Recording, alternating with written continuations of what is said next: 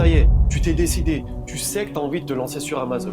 Et quand tu commences à te renseigner, tu peux entendre parler de plusieurs stratégies. Le online arbitrage, le retail arbitrage, Amazon KDP, Amazon FBA, le private label, le print on demand, etc. Et d'ailleurs, j'étais comme toi à mes débuts et j'ai tout essayé pendant plusieurs années. Dans cette vidéo, je vais te partager mon retour d'expérience sur tous ces business models. Je vais être très clair avec toi. Aujourd'hui, je vais te dévoiler précisément en quoi consiste chacun de ces business models. Je vais t'apprendre quelle est la meilleure stratégie à mettre en place pour générer un max de revenus sur chacune de ces stratégies. Mais surtout, je vais te dévoiler la face cachée. La face qu'on essaie de te cacher volontairement, généralement parce qu'on a un programme à te vendre derrière. Cette phase-là que tu te rends compte uniquement après t'être investi, t'être lancé dans ce business model-là, avoir investi ton temps et ton argent et tu te retrouves dos au mur.